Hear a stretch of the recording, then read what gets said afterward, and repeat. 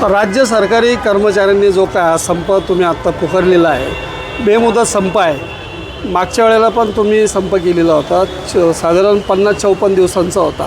त्यावेळेला काही मागण्या मान्य झाल्यात आणि आता कोणत्या मागण्या आहेत ते थोडक्यात सांगा। खऱ्या अर्थानं आम्ही जो 24 साली मार्चमध्ये जो संप केला होता, बेमुदत संप होता आणि त्या संपाचा प्रत्यय म्हणून तत्कालीन मुख्यमंत्री नामदार एकनाथजी शिंदे साहेब यांनी आम्हाला आश्वासित केलं आणि दोन्ही सभागृहामध्ये ते मंजूर करून घेतलं की तुम्हाला आम्ही जुनी पेन्शन देऊ शकत नाही आहे, परंतु आम्ही सुधारित राष्ट्रीय पेन्शन योजना देऊ शकतो। त्याप्रमाणे ते शब्दाला जागले आणि त्या सरकारने आमच्या सर्व नेते मंडळींचं म्हणणं ऐकलं की ही आमची सामाजिक जबाबदारी आहे, म्हणून आम्ही ती पूर्णपणे पार पाडत असून तुम्हाला ही पेन्शन आम्ही देत आहोत। आणि त्यानंतर GR 20 सप्टेंबर 2024 रोजी मिळाल्यानंतर आम्हाला वाटलं की हा आता GRच्या आधारे लागू करतील, परंतु त्याची कारवाई आजपर्यंत झालेली नाही आहे। त्यामध्ये मिळालेल्या 4 गोष्टी फार महत्त्वाच्या आहेत की जुन्या पेन्शनसारखे पेन्शन मिळणार, म्हणजे शेवटचे जे वेतन असेल, बेसिक असेल, त्याच्या अर्ध बेसिक आम्हाला त्या ठिकाणी मिळणार पेन्शनमुळं, आणि त्या पेन्शनमुळे त्यामध्ये वाढ होणारी जे वेतन महागाई भत्ता आहे तो वेळोवेळी वाढला जाईल, हे त्याच्यात मिळणार होतं।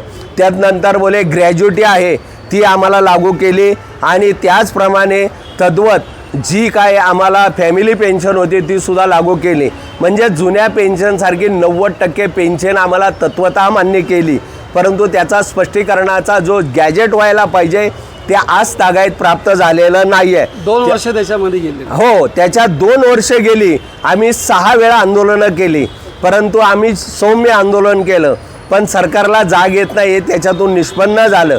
कारण काय आहे की आमचं म्हणणं नाही आहे कुणाला मिळते कुणाला मिळत नाही याचा आमचा काही प्रश्न नाही आहे, पण जो कर्मचारी आपली म्हातारपणाची काठी म्हणून जे पेन्शनसाठी सरकारी नोकरीचं प्राधान्याने स्वीकार करतो आणि त्या एवढ्या मोठ्या स्पर्धेत येतो, तो ज्यावेळेस कामाला राहतो त्यावेळेस त्याच्यावर जबाबदारी फिक्स होती।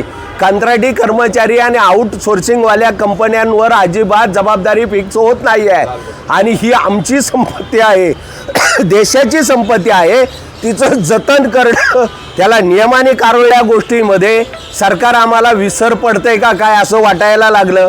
आम्ही 6 वेळा आंदोलनं घेतली, त्यात आम्हाला काही न्याय प्राप्त झालेला नाही आहे। DA सुद्धा हा पहिला GR आहे की असे 4 महिन्याचे DA तसेच थकीत ठेवले, म्हणजे ह्याचा अर्थ असा आहे शासनाला आमच्या पुढं आणि समाजापुढं जे सांगितलं जातं सगळी तिजोरी यांच्या पगारावर आणि पेन्शनवर नष्ट होते, असं काय नाही आहे। 25%च्या पुढं जाता येत नाही आहे।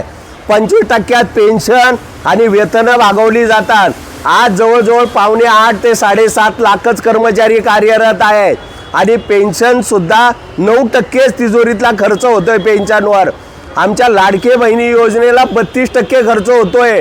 मग आम्ही इतकं इमाने काम करून आमच्या प्रतिनिधींना 5 वर्षात पेन्शन आहे, तर आम्हाला का नको? आणि आमचा तो हक्क आहे पारिभाषिक पेन्शन योजनेचा, कारण त्याच्यावर PFRDAचं नियंत्रण आहे, परंतु PFRDAचं नियंत्रण का आम्हाला लादलं गेलं आहे तर खर्च होतो म्हणून। नो वर्क नो पे, आम्हाला जीवन वेतन मिळत नाही आहे।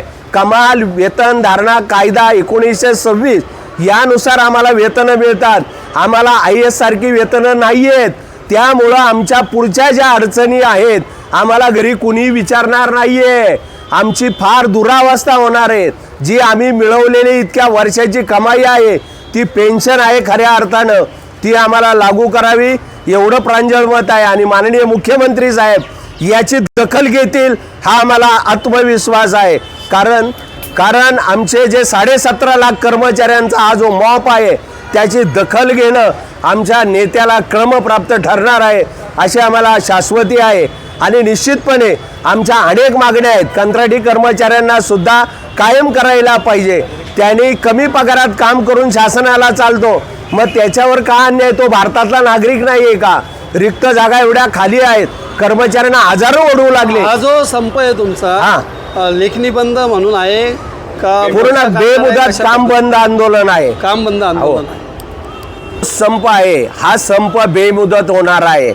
आम्हाला मागेही मुख्यमंत्र्यांनी कर्मचाऱ्यांना तुम्ही काय आवाहन केलं उद्या? आम्ही असं आव्हान केलेलं आहे की कुणी कामावर जायचं नाहीये, परंतु आम्ही अगदी एवढे काही मूर्ख नाही आहेत.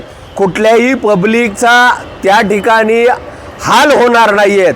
आरोग्याची काळजी घेणार आहोत आणि कुठंही शांतताचा भंग होता कामा नये. ही जबाबदारी आमची आहे. आम्ही भारताचे नागरिक आहोत. डॉक्टर बाबासाहेब आंबेडकरांनी जी शिकवण दिलेली आहे आम्हाला, आमचा देश म्हणजे तो माझा आहे, तशीच ही सेवा आम्ही प्रांजळपणाने करत आहोत. आम्हाला न्याय हक्काच्या मागण्या मंजूर झाल्या पाहिजेत, अन्यथा आम्ही हा संप माघार घेणार नाहीये. तत्कालीन सेवा आम्ही चालू ठेवणार आहोत. नर्सिंग, डॉक्टर वगैरे हे सगळे चालू राहणार आहेत. परंतु आमच्या एकजुटीचा एल्गार या ठिकाणी करतो, घोषणा देतोय.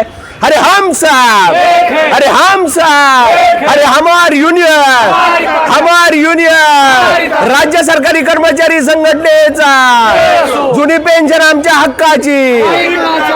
अरे जुनी पेन्शन मिळालीच पाहिजे, अरे जुनी पेन्शन मिळालीच पाहिजे, आठवायचे, वेतन त्रुट्या मिळाल्याच पाहिजे, वर्ग 4 कायम झालाच पाहिजे, त्यांना वारसा हक्काचा न्याय मिळालाच पाहिजे. अरे हम साहब, अरे हम साहब, आरोग्य कॅशलेस योजना मिळालीच पाहिजे. अरे हम साहब, हम साहब, जिंदाबाद जिंदाबाद.